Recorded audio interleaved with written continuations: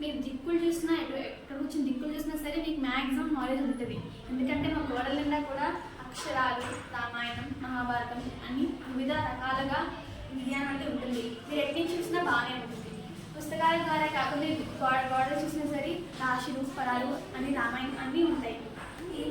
మా లైబ్రరీలో ఏంటంటే ఒక వాక్యం ద్వారా చెప్పేసుకోవచ్చు. ఏంటంటే knowledge is stored in library అని మాత్రం మా లైబ్రరీకి మాత్రం పక్క వర్తిస్తుంది. అంత బాగుంటుంది మా లైబ్రరీ. Thank you.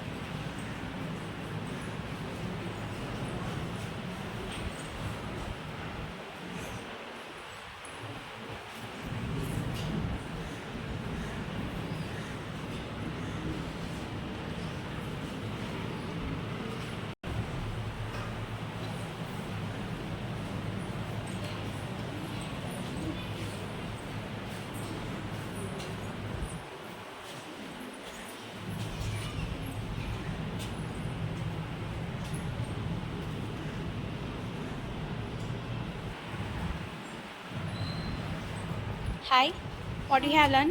ఏం చదివావు? హాయ్, నేను మ్యాథ్ రివర్స్ అనే బుక్ని చదివాను. ఈ బుక్ని మా పిఎస్ శ్రీనివాస్ సార్ రాశారు. ఈ బుక్ని వాళ్ళ ఫాదర్ శ్రీ పోతురి స్వామికి డెడికేట్ చేశారు. అంటే స్టూడెంట్స్ అందరూ ఎక్కువగా మ్యాథ్స్ అంటే చాలా భయపడుతూ ఫార్ములేస్ ఉంటాయి వాటన్నిటిని ఎలా గుర్తుపెట్టుకోవాలి అని చాలా టెన్షన్ పడుతూ ఉంటారు. కానీ ఈ బుక్లో మనం ఫార్ములేస్తో కాకుండా మన చుట్టుపక్కల ఉన్న ఎన్విరాన్మెంట్లో మ్యాథ్స్ ఎలా నేర్చుకోవాలి అండ్ పిక్చర్స్తో, ఇక్కడ మెయిన్ పిక్చర్స్ ఇచ్చారు, పిక్చర్స్తో మనం నేర్చుకోవచ్చు అని. అండ్ ఇందులోని టీచర్స్కి స్కిల్స్ అంటే మ్యాథ్స్ ఇంట్రెస్టింగ్గా ఉండడానికి టీచర్స్ ఏం చేయాలి, స్టూడెంట్స్తో ఎలాంటి యాక్టివిటీస్ చేయిస్తే బాగుంటుంది అనే ఇన్స్ట్రక్షన్స్ కూడా ఉన్నాయి. ఈ బుక్ చదవడం వల్ల చాలా నాలెడ్జ్ అనేది మనం సేకరించవచ్చు. అండ్ ఈ బుక్ చదవడం వల్ల నాకు చాలా ఉపయోగాలు ఉన్నాయి. చదవడం వల్ల మ్యాథ్స్ని చాలా ఈజీగా అండ్ ఇంట్రెస్టింగ్గా నేర్చుకోవచ్చు. Next, what you have learn? నీకేం అర్థమైంది? నా పేరు వైష్ణవి. నేను కింగ్ మిదాస్ అండ్ గోల్డెన్ టచ్ అనే బుక్ని చదివాను. ఇందులోని మిదాస్ అనే రాజు ఉంటాడు. తన లోకంలోనే అందరికన్నా చాలా రిచ్ పర్సన్. అయితే తనకి ఒక కూతురు ఉంటుంది. తన పేరు మ్యారీగోల్డ్. తనకి గోల్డ్ అంటే చాలా ఇష్టం వాళ్ళ డాడ్కి. అయితే తను అనుకుంటాడు అందరికన్నా నాకే ఎక్కువ గోల్డ్ కావాలి అని అనుకుంటాడు. అయితే ఏది నాకు విష్ కావాలో నేను అది ఇస్తాను అనగానే నాకు నేను ఏం టచ్ చేసినా అది గోల్డ్గా మారిపోవాలి అనేసి ఆ కింగ్ తన్ని విష్ అడుగుతాడు. అయితే ఆ ఫెయిరీ తనకి ఆ గోల్డెన్ టచ్ యొక్క విష్ ఇస్తుంది. అప్పుడు తను లెగ్గానే తన మంచాన్ని పట్టుకుంటాడు, అది గోల్డ్గా మారిపోతుంది. అలా బ్రేక్ఫాస్ట్ చేసేటప్పుడు అవన్నీ టచ్ చేయగానే అవన్నీ గోల్డ్గా మారిపోయి తను ఏం తినలేడు. అలా గార్డెన్లోకి వెళ్ళగానే తన పాప తనని చూసి పరిగెట్టుకొని వచ్చి ఆ కింగ్ని పట్టేసుకుంటాడు. అప్పుడు తను కూడా గోల్డెన్ స్టాచ్యూగా మారిపోతుంది. తను చేసిన తప్పుని అర్థం చేసుకొని ఆ ఫెయిరీని పిలిచి తన కాళ్ళ దగ్గర పడి నాకు మళ్ళీ నా కూతురు కావాలి అని అనగానే తను ఒక మట్టి కుండనిచ్చి ఇందులోని వాటర్ అంటే ఆ లేక్ యొక్క వాటర్ నింపి తన మీద జల్లితే తను మళ్ళీ నార్మల్గా వస్తుందని చెప్తుంది. అందుకనే తను వెళ్ళి ఆ వాటర్ తెచ్చి తన మీద స్ప్రింకిల్ చేయగానే తను నార్మల్ అయిపోద్ది. తన తప్పు తెలుసుకొని నార్మల్ అయిపోతాడు. ఈ కథలో నీకు ఏం అర్థమైంది? ఈ కథలోని మోరల్ ఏంటంటే అతిగా ఎక్కువగా ఆశపడకూడదు. అండ్ రణశ్రీ, నేను 8th B సెక్షన్ చదువుతున్నాను. నేను చదివింది ద డిసోబీడియంట్ ల్యాండ్. ఇందులోని నీతి ఏంటంటే మనం పెద్దలు చెప్పిన మాట వినాలి, వాళ్ళకి ఎప్పుడూ రెస్పెక్ట్ ఇవ్వాలి, వాళ్ళు చెప్పినట్టుగా నచ్చాలి. నా పేరు ఏ జోష్న. నేను 9వ తరగతి చదువుతున్నాను. మా పాఠశాలలో ఉన్న గ్రంథాలయం నుంచి నేను నీతి కథ అనే పుస్తకాన్ని తీసుకుని చదివాను.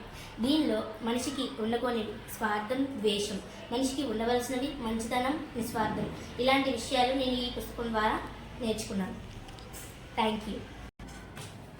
హాయ్, నా పేరు వర్ణి. నేను గ్రంథాలయంలో తల్లి ప్రేమ అనే పుస్తకం చదివాను. అందులో నాకు నచ్చిన అంశం ఏమిటంటే గో. నా పేరు వర్ణి. నేను తల్లి ప్రేమ అనే పుస్తకం చదివాను. అందులో లక్ష్మీదేవి గుడ్లగోపని తను పెంచుకుంటుంది. అందులో గుడ్లగోపని అడవంతా సంచరించి జరిగినవన్నీ లక్ష్మీదేవి చెప్తుంది. లక్ష్మీదేవి తన మెడలో ఉన్న హారాన్ని తీసుకువెళ్ళి ప్రపంచమంతా పర్యటన చేసి తన గుడ్లగోబ ఎవరి అందంగా కనిపిస్తే పిల్ల మెడలో వెయ్యి అని చెప్తుంది.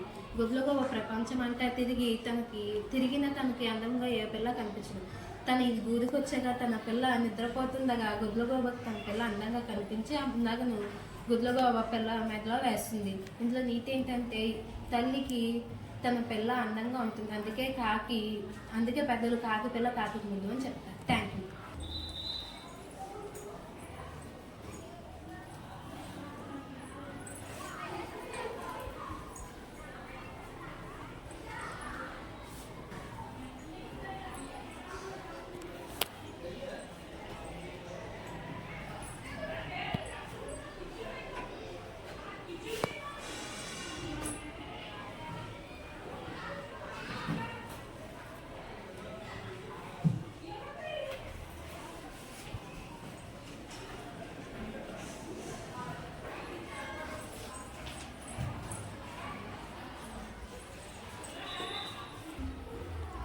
హాయ్ ఎవ్రీవన్, నా పేరు అపర్ణ. నేను 8వ తరగతి చదువుతున్నాను.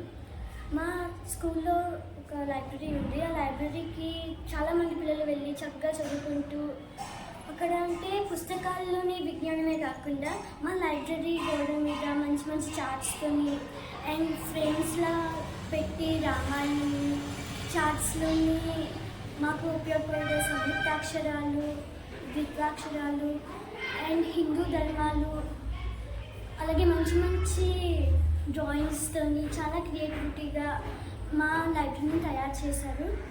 అంటే మాకు ఈ బుక్స్లోని నాలెడ్జే కాకుండా మన పురాణంలోని ఎలా ఉండేది అనే నాలెడ్జ్ని కూడా మాకు మా శారదారాణి టీచర్ గారు ఇలా చార్ట్స్ రాయించడం వంటివి చేసి మాకు ఇంకా నాలెడ్జ్ని పెంచారు.